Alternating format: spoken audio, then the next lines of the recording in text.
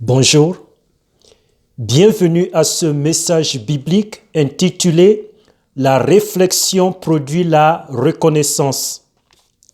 Réfléchir est une très bonne chose lorsqu'il se fait normalement et de manière appropriée.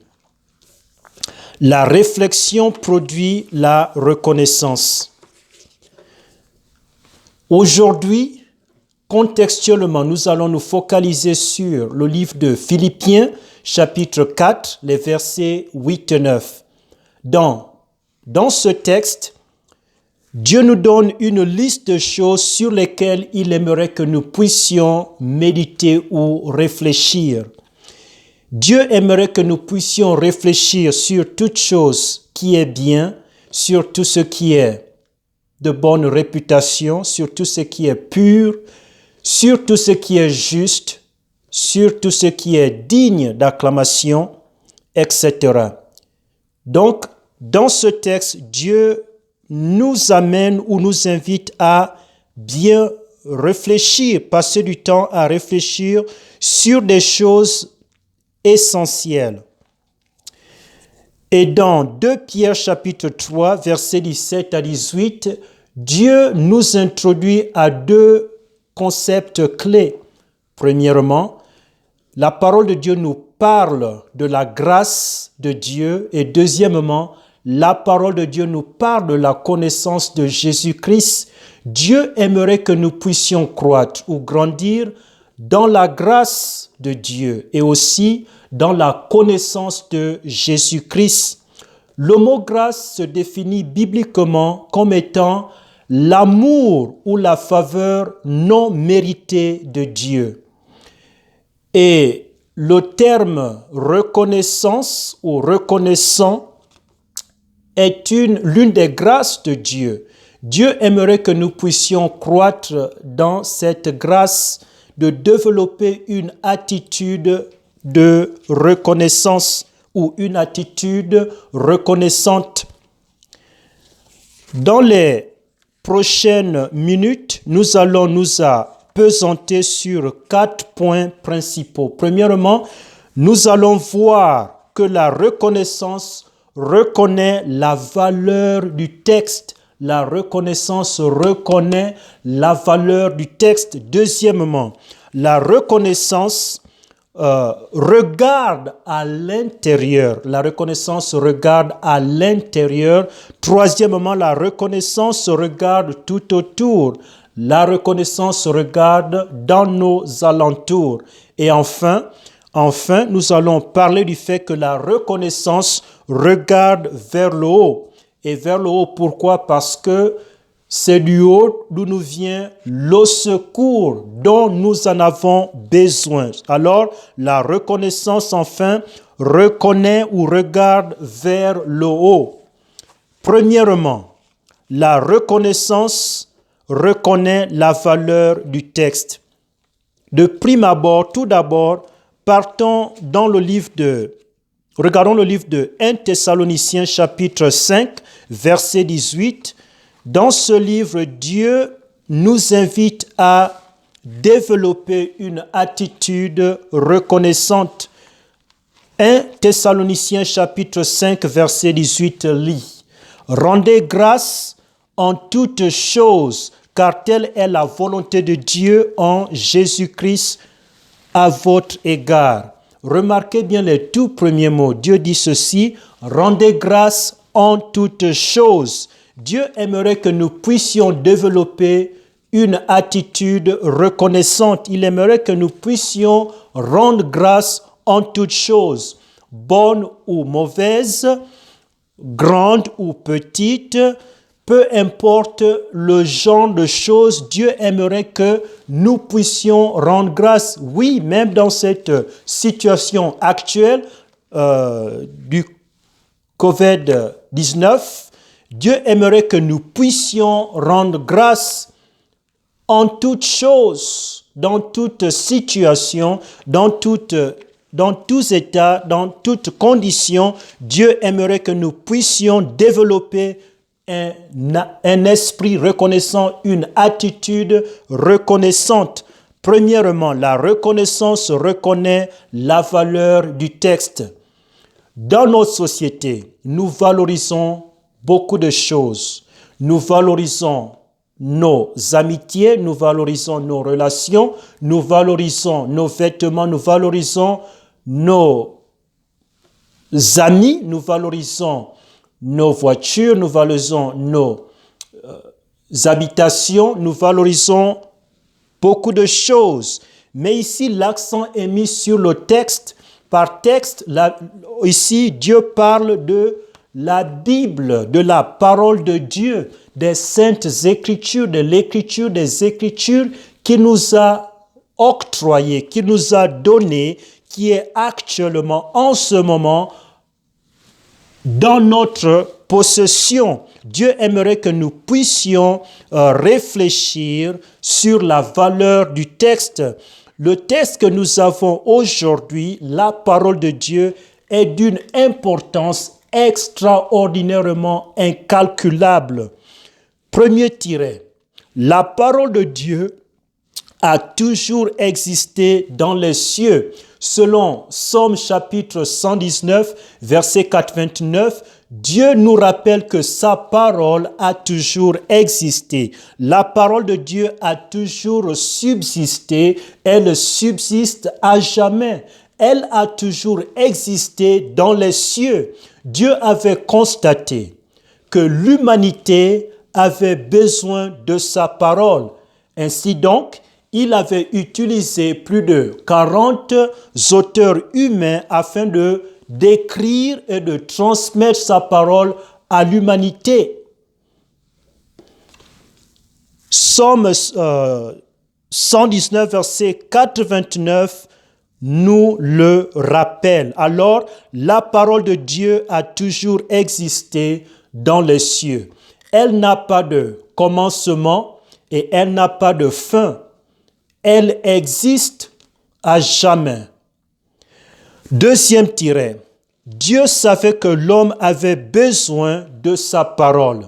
Premièrement, nous avons besoin de la parole de Dieu pour le salut de notre âme, parce que la parole de Dieu détient l'évangile. Et l'évangile, la Bible nous rappelle dans le livre de Romains chapitre 1, verset 16, que l'évangile, c'est la puissance de Dieu au salut de l'âme. À toute âme qui met sa foi en Jésus-Christ, car Jésus-Christ est le sauveur du monde. Donc Dieu savait que l'homme avait besoin de sa parole. Selon Matthieu chapitre 4, verset 4, la Bible nous rappelle que l'homme ne vivra pas seulement du pain, mais de toute parole qui sort de la bouche de Dieu. Nous avons besoin de tout mot détenu ou contenu dans la parole de Dieu. Tout mot est d'une grave importance, une grande importance. Nous avons besoin de tout mot à l'intérieur de la parole de Dieu. Dieu savait que l'homme avait besoin de sa parole. Alors nous avons besoin de la parole de Dieu pour le salut de notre âme. Nous avons aussi besoin de la parole de Dieu afin de découvrir notre objectif dans ce monde. Dieu nous a créés avec un plan. Dieu a un plan pour toute vie, pour toute âme. Premièrement, nous devions prendre soin de notre salut en écoutant l'évangile et en répondant favorablement vis-à-vis de l'évangile de Dieu, de l'évangile du salut qui est en Jésus-Christ. Mais aussi nous avons besoin de la parole de Dieu afin de glorifier Dieu. Ça, c'est notre objectif premier, de glorifier Dieu, de lui apporter la gloire que lui seul mérite, de glorifier Dieu à travers notre attitude, de glorifier Dieu à travers notre conversation, de glorifier Dieu à travers nos habitudes, de glorifier Dieu à travers nos vies, de la manière dont nous nous comportons, de la manière dont nous vivons. Nous devions glorifier Dieu en toutes choses. Dieu savait que l'homme avait besoin de sa parole. Troisième tiret. Dieu a utilisé des instruments humains pour transmettre sa parole à l'humanité. Selon 2 Pierre chapitre 1, les versets 20 à 21, Dieu nous montre que Dieu avait mis à part un certain nombre de personnes dans de différents temps afin de transmettre la parole de Dieu à l'humanité, à l'être humain. Donc Dieu a utilisé plus de 40 auteurs humains. Bien sûr, il est clair que Dieu est l'auteur de sa parole, comme nous l'avions déjà démontré que la parole de Dieu a toujours bel et bien existé. Elle n'a pas de commencement et elle n'a pas de fin. Donc Dieu a utilisé des instruments humains pour transmettre sa parole à l'humanité. Tiret numéro 4. Les Écritures ont été données par l'inspiration de Dieu. L'Écriture ou la parole de Dieu ou la Bible n'a pas été donnée par l'inspiration humaine, par l'action humaine, mais elle sort de l'inspiration de Dieu. La parole de Dieu est sortie de l'inspiration divine. Donc Dieu est l'auteur de sa parole. Selon 2 Timothée chapitre 3, verset 16, la Bible nous rappelle que la parole de Dieu est utile, de l'utilité de la parole de Dieu, de la rentabilité de la parole de Dieu. La parole de Dieu est rentable pour premièrement, réprimande. Deuxièmement, pour la correction. Troisièmement, pour l'instruction dans la droiture. Donc ici, nous voyons 3 éléments clés dans 2 Timothée chapitre 3, verset 16. Premièrement, nous voyons que l'utilité de la parole de Dieu. La parole de Dieu est utile ou rentable pour la réprimande. Nous avons besoin de cette réprimande. Nous sommes disposés en tant qu'humains à aller dans notre propre chemin, loin de Dieu, faire ce qui plaît à la chair et non à Dieu, et non de réaliser ou de faire la volonté de Dieu. C'est de la nature humaine de s'égarer, de s'éloigner de la volonté parfaite de Dieu. Dieu a un plan pour toi, cher ami. Dieu a un plan pour moi, pour chaque âme qu'il a créée. Dieu a un plan pour chacun d'entre nous. La rentabilité de la parole de Dieu. La parole de Dieu est rentable pour la réprimande, mais aussi pour la correction. Elle nous permet de rebrousser chemin et de s'étaler sur la voie normale, sur la voie planifiée par Dieu, la voie établie par Dieu lui-même, afin d'être au centre de la volonté de Dieu. Donc nous voyons que la parole de Dieu est très importante pour la correction, mais aussi l'enseignement ou l'instruction dans la droiture afin de continuer à plaire à Dieu, afin de continuer à faire ce qui est juste aux yeux de Dieu, ce qui est droit aux yeux de Dieu, ce qui est important aux yeux de Dieu, ce qui est utile aux yeux de Dieu, ce qui est rentable aux yeux de Dieu. Dieu aimerait que nous puissions continuer sur la droiture de Dieu. Deuxièmement, premièrement, nous avons vu que la parole de Dieu, nous avons vu que la reconnaissance reconnaissait la valeur du texte. Et deuxièmement, la reconnaissance regarde à l'intérieur. Combien de fois passons-nous du temps à nous inspecter, à regarder au-dedans de nous-mêmes, voir si ou pas nous avons déjà établi une relation avec Jésus-Christ. Lorsque nous venons dans ce monde, nous n'avons pas cette relation. Elle est inexistable, elle n'est pas là. Il doit arriver un moment dans nos vies, lorsque nous le constatons, nous le réalisons, que nous avons besoin de l'établissement de cette relation avec Jésus-Christ. C'est une importance capitale, une importance majeure, l'établissement de cette relation avec le Sauveur, l'unique Sauveur, Jésus-Christ. La reconnaissance regarde à l'intérieur. As-tu déjà reçu Jésus-Christ dans ta vie comme ton Sauveur? Si la réponse à cette question est négative, tu n'es pas garanti une autre seconde, tu n'es pas garanti une autre minute, tu n'es pas garanti une autre heure, un autre jour, une autre année. Tu peux mourir à tout moment. Ta vie n'est pas garantie. Tout peut t'arriver à tout moment. Qu'attends-tu?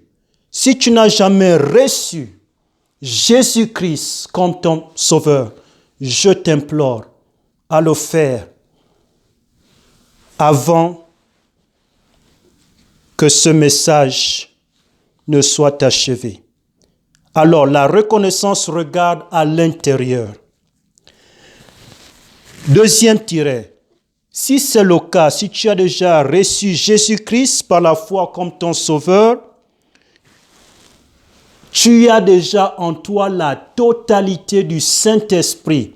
Dieu nous donne la totalité du Saint-Esprit au moment du salut. Lorsque une âme naît de nouveau, selon Éphésiens chapitre 1, verset 13, Dieu nous scelle de son Saint-Esprit, de son Esprit Saint. Cela est la marque de notre appartenance à Dieu lui-même, que nous appartenons déjà à Dieu lui-même. Il nous scelle avec la totalité du Saint-Esprit. Le Saint-Esprit vit en nous. Rappelons-nous bien, Jésus-Christ, lorsqu'il était venu sur terre, lorsqu'il avait marché sur terre, il avait dit à ses disciples qu'il devait envoyer le Consolateur, le Saint-Esprit, et que toute âme qui croira en lui, en Jésus-Christ, recevra la totalité du Saint-Esprit. Et c'est le Saint-Esprit qui nous permet d'accomplir ou de faire la volonté de Dieu dans nos vies. Alors, la reconnaissance regarde à l'intérieur. As-tu déjà reçu Jésus-Christ comme ton Sauveur? Premier tiret. Deuxième tiret, si c'est le cas, tu as alors la totalité du Saint-Esprit. Prochain tiret, tu peux manifester le fruit de l'Esprit. Si c'est le cas, selon Galates chapitre 5, verset 22, Dieu nous parle du fruit au singulier du Saint-Esprit. Lorsque le Saint-Esprit vient en nous, et ce qui se passe, je le répète, au moment du salut, Dieu nous donne la totalité du Saint-Esprit. Alors l'Esprit Saint de Dieu vit en nous et l'Esprit de Dieu a la puissance de produire le fruit de l'Esprit.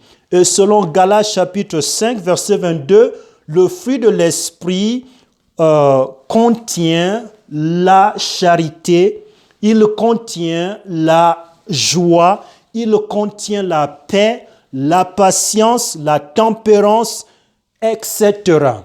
Donc le fruit de l'Esprit a la possibilité de produire ces choses au-dedans de nous. Il nous donne la possibilité de manifester la charité, la joie, la paix, la patience, la tempérance, etc. La douceur. Donc la reconnaissance regarde à l'intérieur. Ensuite, troisièmement, la reconnaissance regarde tout autour. C'est très important de développer l'habitude de regarder dans nos alentours. Si on ne le fait pas, nous allons perdre vue des actes de Dieu, de la main de Dieu dans notre vie. Dieu aimerait que nous puissions regarder dans nos alentours, tout autour de nous, et qu'est-ce que l'on constate lorsque nous regardons tout autour de nous? Nous constatons des chrétiens dans nos alentours. Déjà, je suis membre à une église baptiste et dans cette église, Dieu m'a donné une famille chrétienne. Il m'a donné des amis chrétiens. Donc la reconnaissance remercie les chrétiens qui nous entourent. La reconnaissance remercie les chrétiens qui nous entourent. Nous devrions remercier le berger que Dieu nous a donné. Si tu es membre d'une église locale, alors Dieu t'a donné un pasteur. Nous devrions exprimer notre reconnaissance à l'égard de notre pasteur. Et Dieu nous a aussi donné des diacres.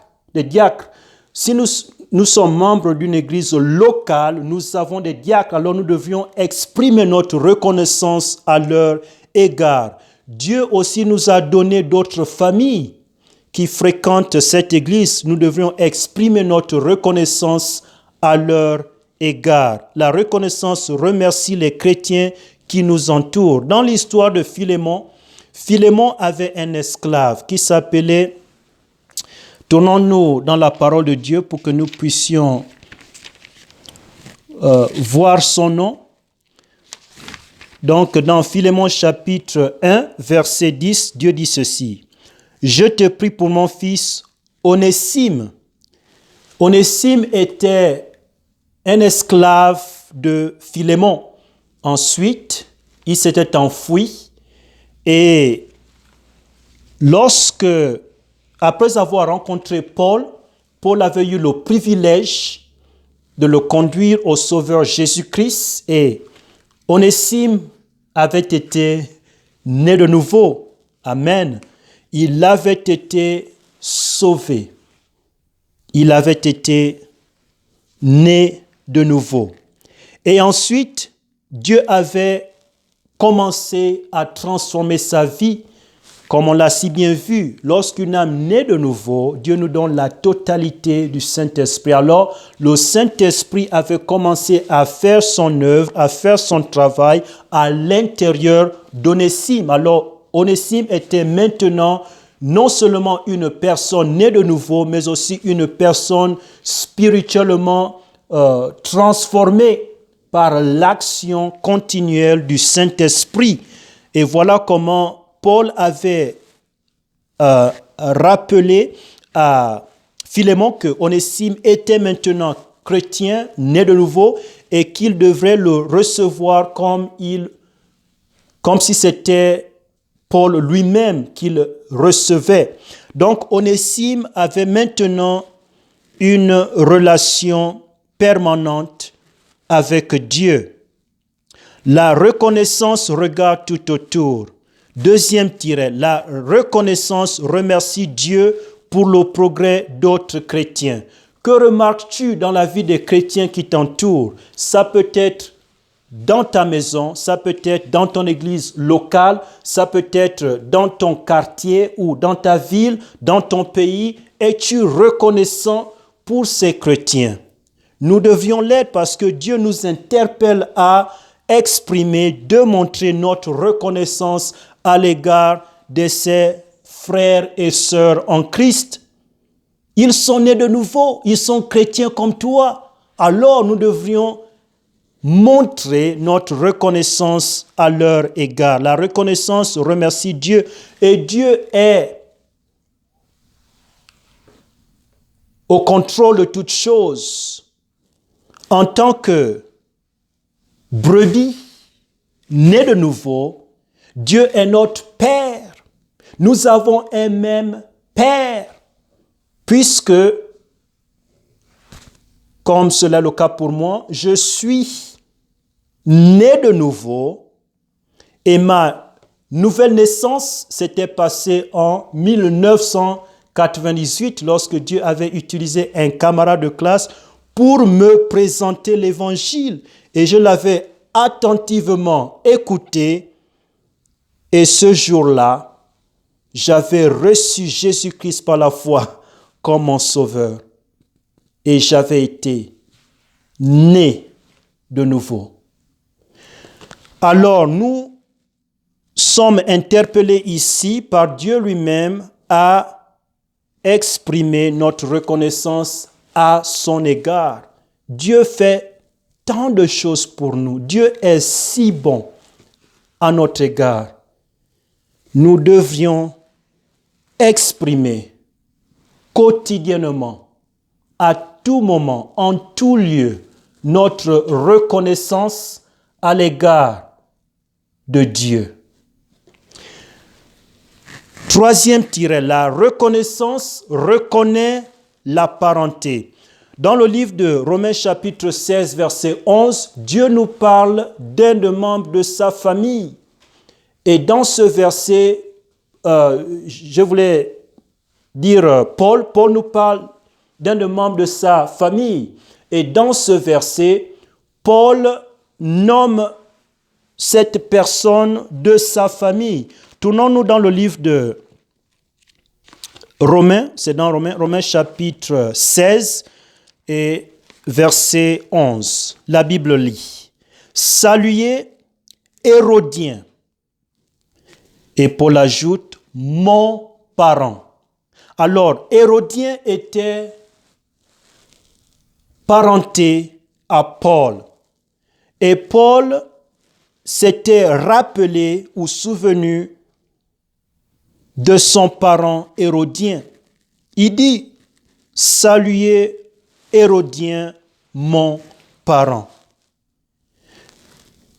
As-tu dans ta famille des frères et des sœurs, pas seulement sur le plan biologique, mais également dans un sens spirituel? As-tu des frères et des sœurs en Christ dans ta famille? Et combien de fois as-tu éprouvé ou exprimé ou démontré ta reconnaissance à leur égard? Dieu aimerait que nous puissions exprimer notre reconnaissance à leur égard. Alors la reconnaissance reconnaît la parenté. Quatrième point, la reconnaissance regarde vers le haut. Pourquoi vers le haut? Parce que c'est du haut où nous vient le secours. C'est une image symbolique. Dieu est assis sur son trône. C'est là où se trouve Dieu, sur son trône. Alors nous devons toujours regarder vers le haut, reconnaissant Dieu comme suprême, non seulement dans notre vie, mais partout dans le monde. Reconnaissant Dieu comme étant au contrôle, non seulement de notre vie, mais de la vie de toute personne. La reconnaissance reconnaît que Dieu est sur son trône, Psaume 47, verset 9. La reconnaissance reconnaît que Dieu est roi de toute la terre, Psaume 47, verset 8. La reconnaissance plaît à Dieu par la foi en Dieu. Une question, cher ami. As-tu déjà reçu Jésus-Christ comme ton sauveur? Si tel n'est pas le cas, je t'implore à le faire aujourd'hui même.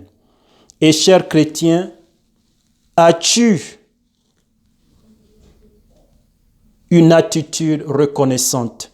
Si tel n'est pas le cas, je t'invite à le faire. Prions. Cher Dieu, merci pour ce message et merci pour cette audience. Et je prie que tu puisses continuer l'œuvre que tu as débutée dans tes brebis nées de nouveau, pour qu'ils puissent développer une attitude reconnaissante. Et pour ceux qui ont des questions par rapport à leur seconde naissance, qui ne sont pas sûrs qu'à leur mort, qu'ils iront au paradis, je prie que tu puisses les aider maintenant à mettre leur foi en Jésus-Christ comme leur sauveur. Si telle est ta situation, je vais t'aider, te conduire dans une simple prière. J'aimerais que tu répètes ces paroles après moi. Et ces paroles ne sont pas magiques, mais elles sont basées sur la vérité biblique. Donc répète après moi. Dis, cher Jésus, je sais que je suis un pécheur et que je mérite, à cause de mes péchés, de passer l'éternité dans les temps de feu. Mais je sais que Jésus-Christ a souffert pour mes péchés, a fait couler son sang sur la croix du calvaire, a été cloué, est mort, a été enseveli et a ressuscité des morts. Alors aujourd'hui même, je mets ma foi en Jésus-Christ et lui seul comme mon sauveur. Merci Seigneur Jésus-Christ d'avoir payé le prix pour tous mes péchés et de m'avoir donné aujourd'hui même le pardon pour tous mes péchés. Merci de m'avoir sauvé aujourd'hui. Au nom de Jésus. Amen. Merci.